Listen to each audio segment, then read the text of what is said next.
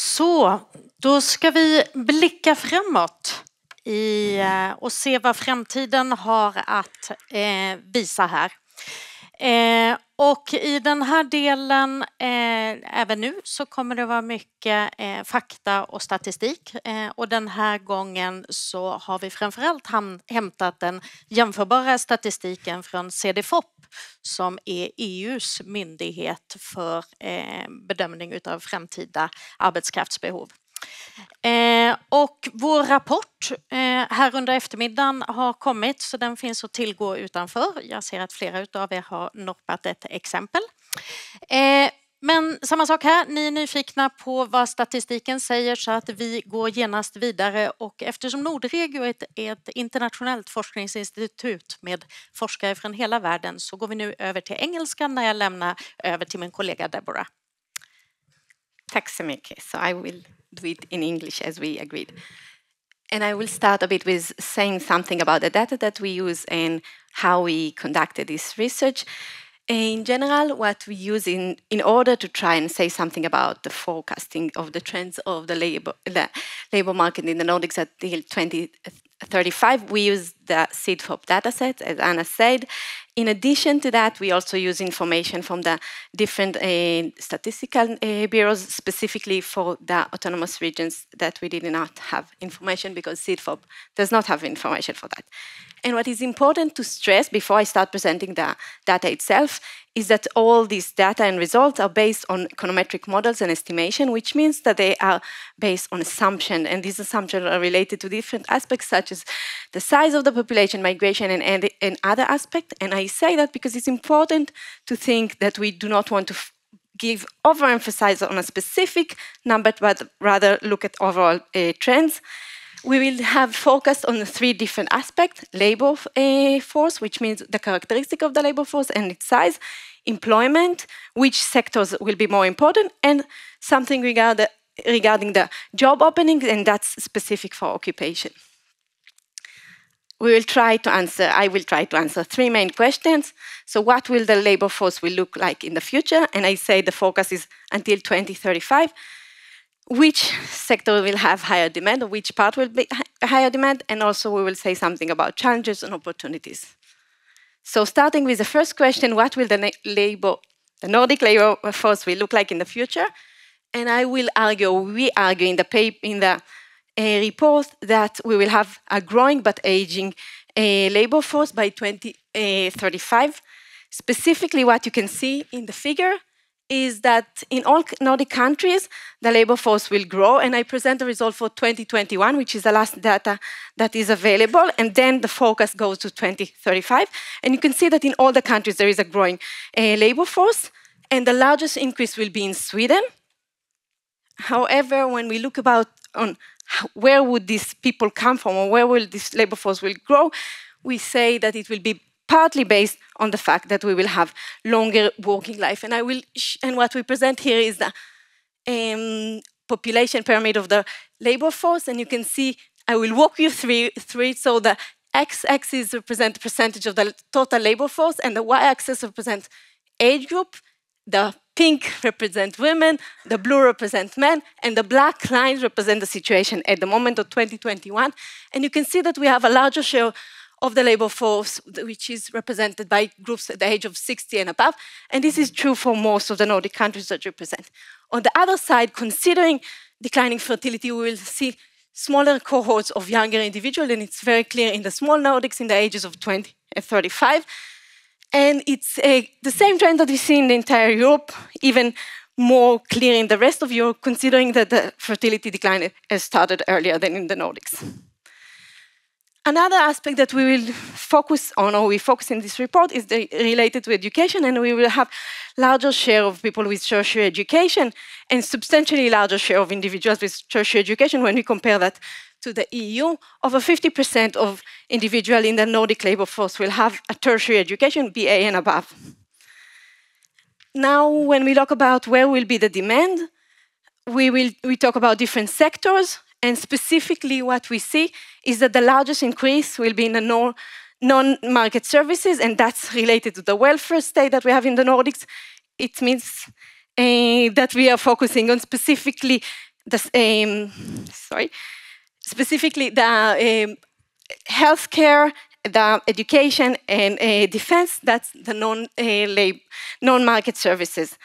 Then we have also business services that will also increase substantially. So you can see what will be the largest increase, and it's clear that considering the welfare state, the largest employer or the largest sector is the public sector.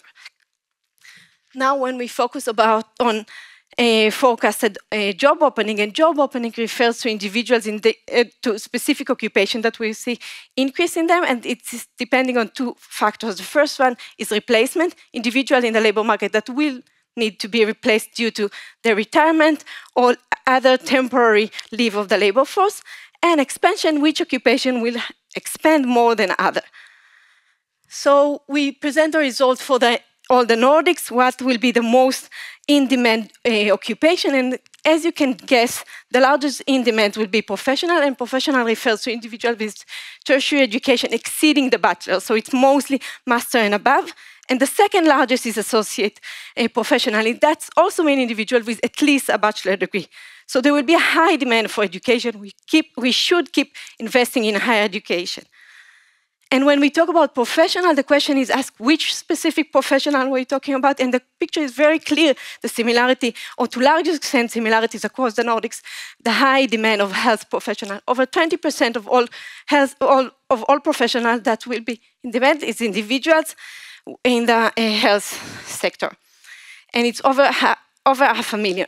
The other one is business and administration, and over 20% will be from that sector, over 6,000 jobs opening in the next 10 years.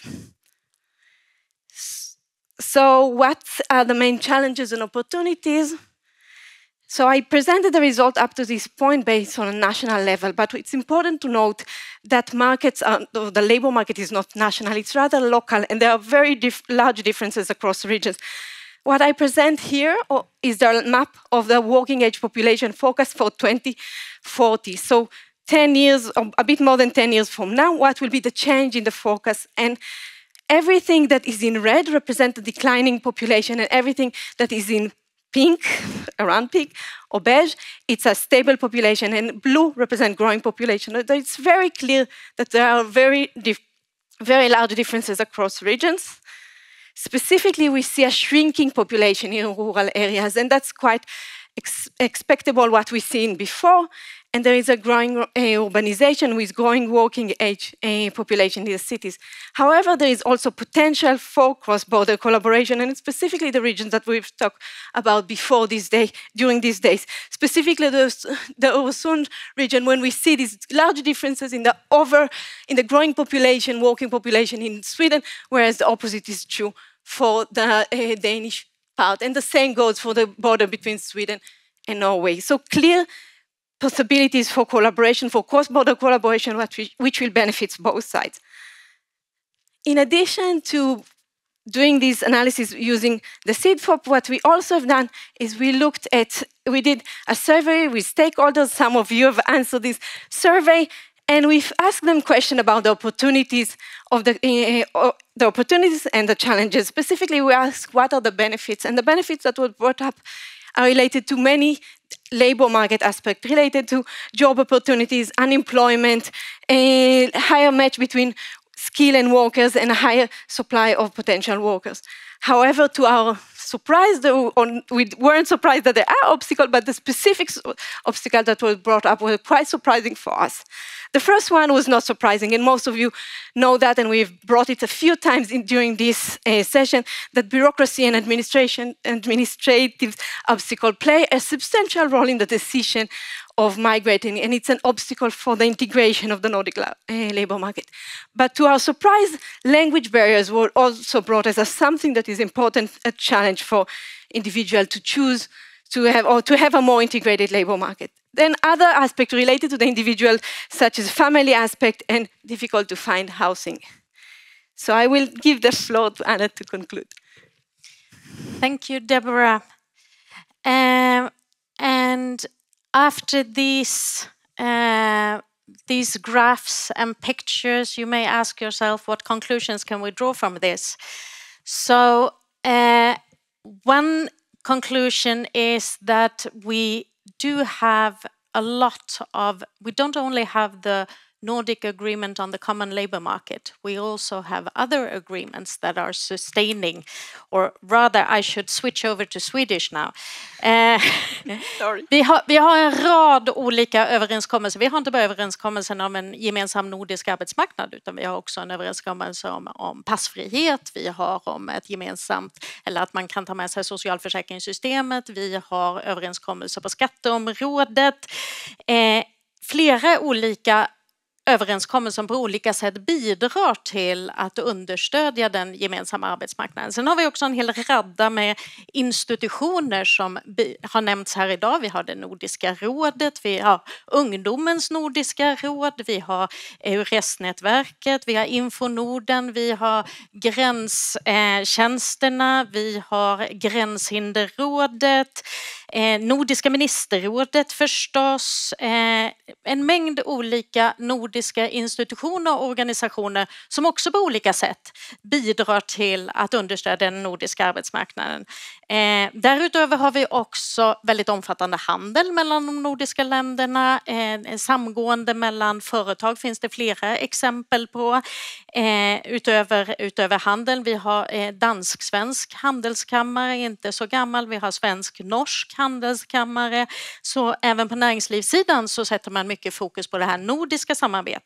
Och sen därutöver så har vi hela det här civilsamhällessamarbetet med föreningen Norden. Vi har hört talas om Nordplus och Nordjobb. Olika institutioner som bidrar till att stärka samarbetet på kultur- och utbildningsområdet mellan ungdomar. Stärka civilsamhället på olika sätt. Med detta sagt, man skulle kunna beskriva, när jag funderade på hur man ska beskriva liksom alla de här institutionerna och överenskommelserna och organisationer, så kommer jag att tänka på ett spindelnät. Det kanske är så en nordisk spindelväv med noder och trådar och länkar som tillsammans på olika sätt bidrar till att stärka det nordiska samarbetet.